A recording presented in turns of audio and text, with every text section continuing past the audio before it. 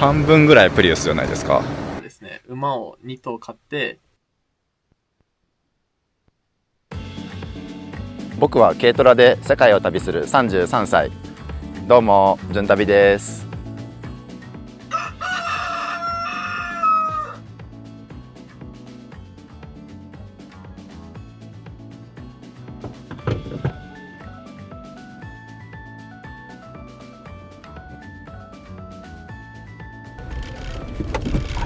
ガソリン入れれました。カードで払おうかなと思ったらカード使えなかったですね。一応2種類試したんですけど、どっちも弾かれてしまいました。せっかくロシアを出てクレジットカード使えると思ったのに。牛さんがいますね。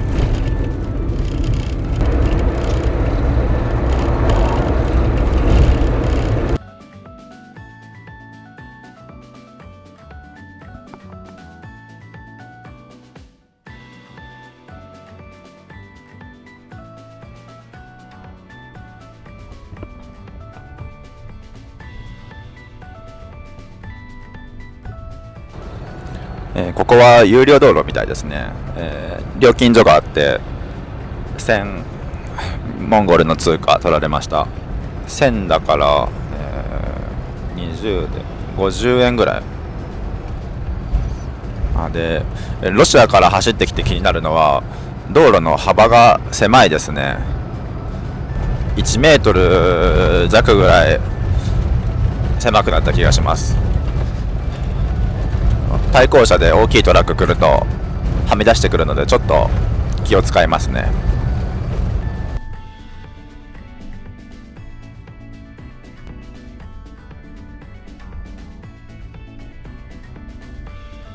はい、これがモンゴルの草原ですね。なんか Windows XP のデスクトップの背景に出てきそうな絵じゃないですか。ずーっとこんな直線です。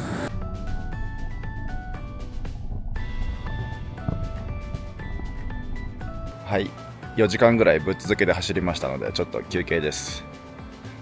サービスエリアというのかな、こういうのが道路の横にたまに出現するので入ってみました。それぞれ小屋で何か料理とかペットボトルのジュースを売ってますね。ハイゼットがいます。モンゴルも軽自動車いるんですね。で、これが噂のゲルですね。ここで生活してるんだと思います。こんな草原のど真ん中で。で、電気とかどうしてんのかなと思ったら、一応ここには発電機がありますね。あと、あそこにはソーラーパネルも設置してあります。で、さっきから道路走ってもそうだったんですけど、この草むらの中からね、ギーギーギーギー声が聞こえるんですよ。何かと思ったらね、もうバッタが大量にいるんですね。ちょっとカメラに映るかわかんないですけど、そう、こういうね、こういうバッタ、開いちゃった。映りますかね、これ。このバッタがね、もう大量にいるんですよ。なんか全面バッタな時とかありますからね。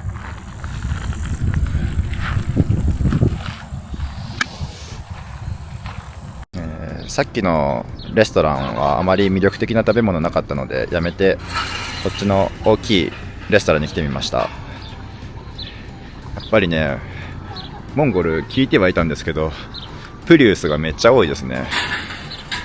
プリウスとプリウスアルファとね、あとアクアも多いかな。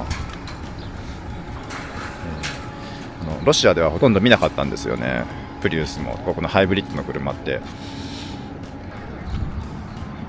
面白いぐらいトヨタ車ばっかりですね。日本よりトヨタ車が多いんじゃないかって思いますけど。で、そう、ここの奥にレストランがあって、ここスーパーマーケットで、ここがトイレだ、ね、すごいでしょ、プリウスだらけ半分ぐらいプリウスじゃないですか、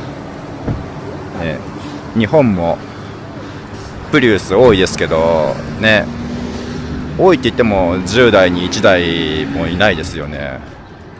本当に半分プリウスですねというか全部トヨタ車ですね、ここ全部トヨタ、レクサス、すごっ。でレストランにやってきました。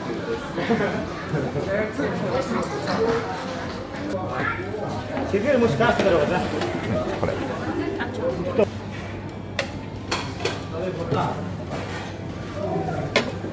Thank you。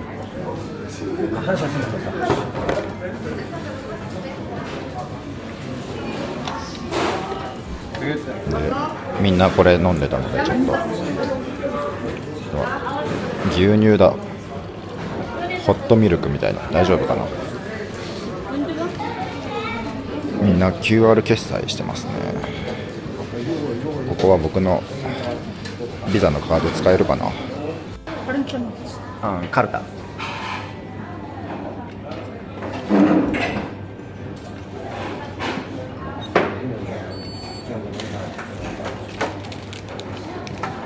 い、無事カードも使えましたね。1ヶ月ぶりのカード決済、ちょっと嬉しいです。料理はこんな感じですね。なんかこれがみんな頼んでたのでこれにしてみました。はい、野菜と卵となんか炒めたやつかなと、白米とちょっとサラダと、卵のサラダと、ホットミルクだと思います。初モンゴル料理いただきます。まずこのホットミルクがどんな味か。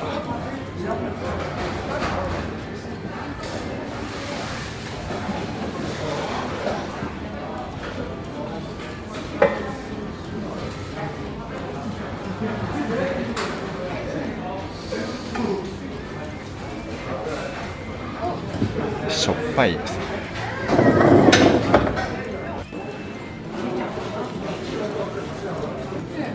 これはただ卵とマヨネーズとちょっと酢が入ってるのかな。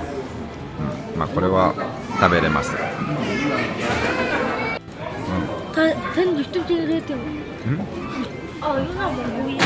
ジャパ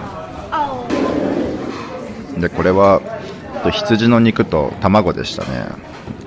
味付けは塩とちょっとピリ辛の何かが入っているぐらいで素朴な味です。で僕羊の臭さは好きなんでいいんですけど、苦手な人は苦手かもしれないですね。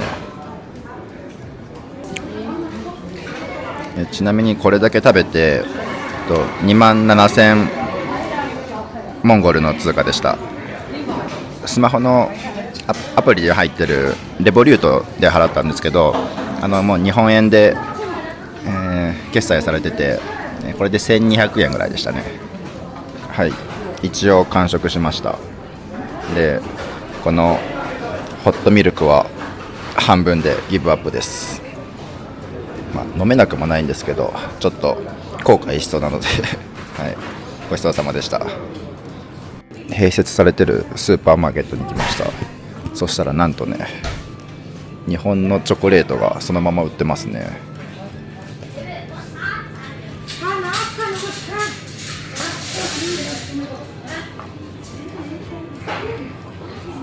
こっちは韓国のお菓子がありますね。であと冬に着る防寒着でしょうか。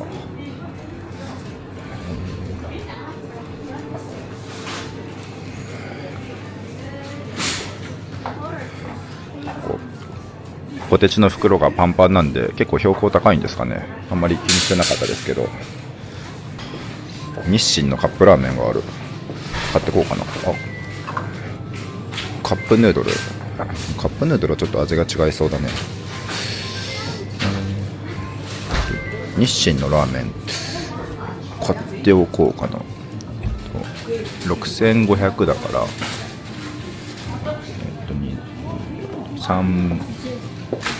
300円ぐらいか。ちょっと高いけど九州うま辛味って書いてある。こっちは九州黒マー油味、そういえばモンゴルもウォッカでしたね。この辺、メイドインモンゴリアって書いてあるウォッカがたくさん並んでます。サービスエリアのウォッカコーナーでこれだけありますからね。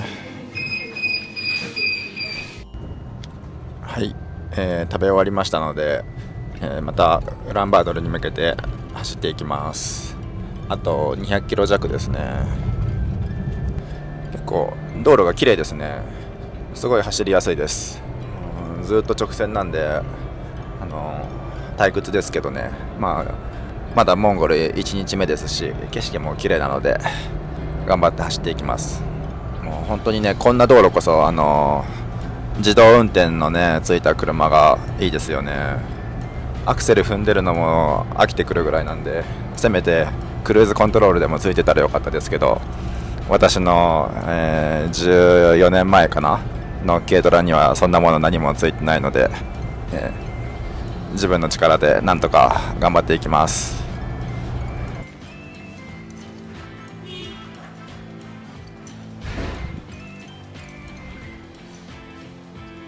Facebook のグループでキャンピングカーのコミュニティがあって、そこに僕が書き込みをしたんですね。そしたらちょうど、モンゴルにバイクでオーバーランディングしてるっていう方からコメントいただいて、でその方は今ちょっと離れちゃったんですけど、その友人の方が、ウランバートル付近に、滞在してるそうなんで、ちょっとその方と連絡を取ってったら、今日か明日ぐらいにお会いすることになりそうなので、今日中にはウランバートルについておきたいと思ってますね。ただの草原の中にゲルがポツンポツンとあるんですよね。絶対電気もガスもないところですよ。水道も。どんな生活してるんでしょうね。お風呂とか。モンゴルの道はね、こういう段差が時々あるんですけどね、結構激しい段差なんですよ。これぐらいゆっくり行かないと。はい、ウランバートルの町に到着しました。渋滞がすごいですね。この町朝晩は渋滞がすごいらしいです。でなんでかっていうと、モンゴルの人口のうち半分ぐらいがこの首都ウランバートルに住んでるらしいです。さっきまで草原で、ゲルがポツンポツンとあって人もまばらでしたけど、ここには人が集まってるみたいですね。でさっきポテトチップスの袋がパンパンに膨らんでて標高高いのかなと思って調べてみたら、ウランバートルでも、1350メートルあるらしいですね。ウランバートルの人口は、160万人ほどだそうです。でこのウランバートルの町から、40キロぐらい離れたところにある別の町に Facebook で知り合った人が滞在してて、そこに今から、お邪魔しようかと思います。40キロの距離なんですけどね、2時間近くかかるんですね。多分ずっとこんな感じで渋滞してるんだと思います。さっきの草原とは大違いですね。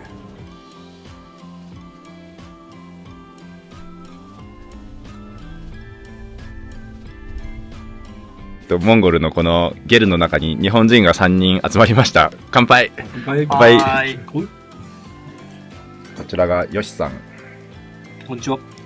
でこっちが周平くんです。はい、周平です。大学4年生。はい。モンゴルは何をしに来ましたか？モンゴルはですね、馬を2頭買って西のウルギーってところから東の町のチョエバル山まで馬を連れて横断しようと思ってます。すごいでしょ。しかも2頭。2頭、はい、買おうと思ってて、1頭だとやっぱりなんか難しいらしくて。2頭同時に歩いていくんですか？そうですね。そうです。1頭に乗って、もう1頭は荷物。普通に、長距離を移動する旅みたいな感じにするときには2頭必要らしいです。常識的に、モンゴル的には。1頭は自分が乗る。それとあともう1頭は荷物を運ぶ。で、もう1頭をこう、綱を引きながら、移動する。そうすると、スピードが出るんですね。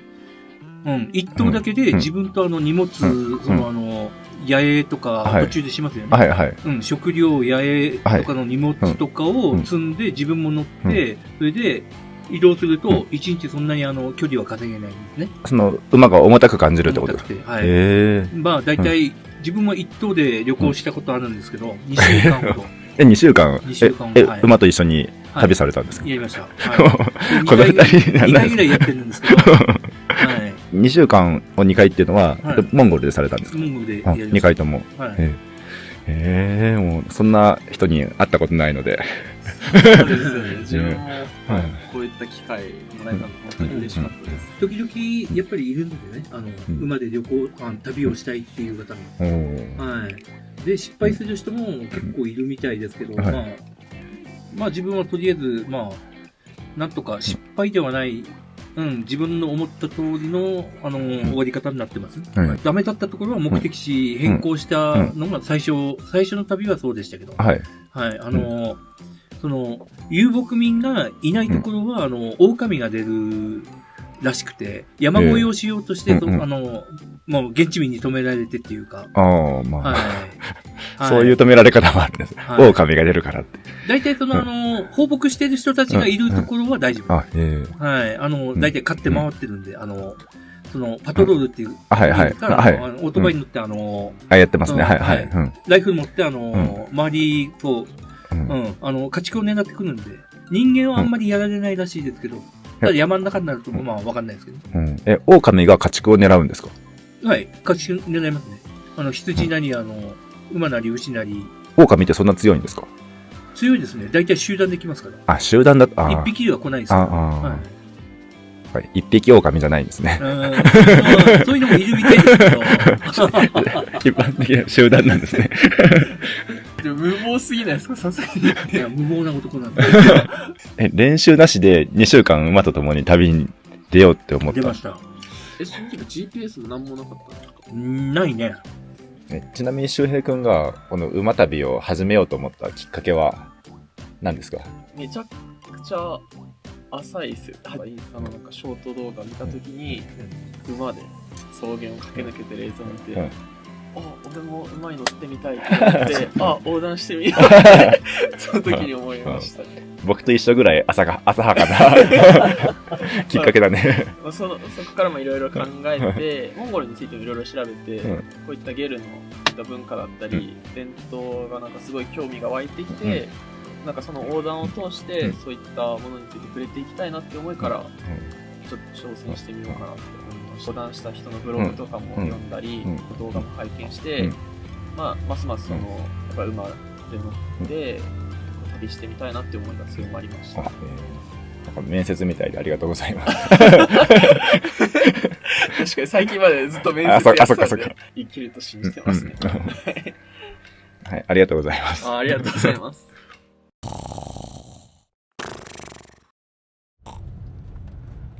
おはようございます。今日は7月25日ですね。こんな感じの街ですね。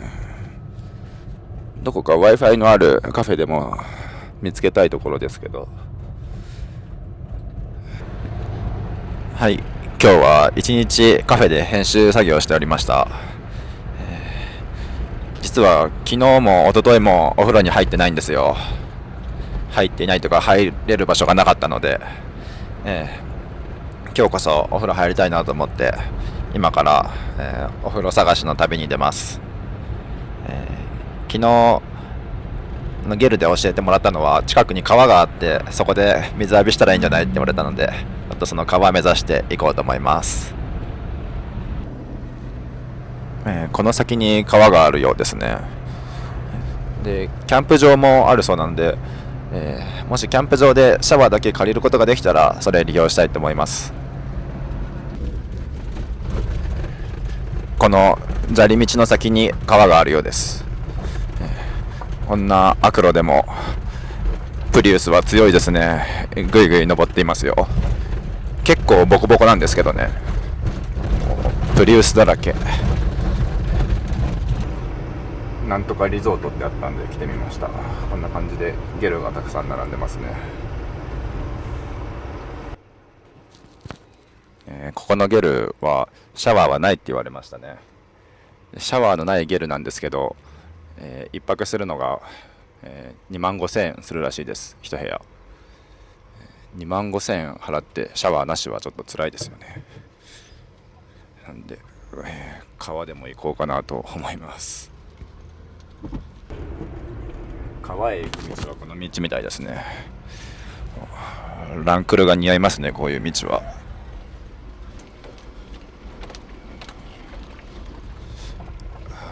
これを見るとこの前のスタックを思い出しますけど、まあ大丈夫でしょ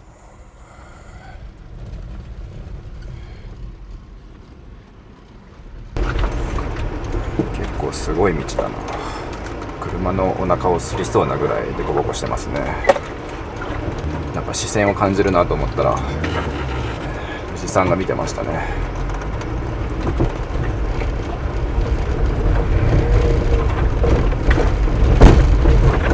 よいしょ。河川敷みたいなところですね。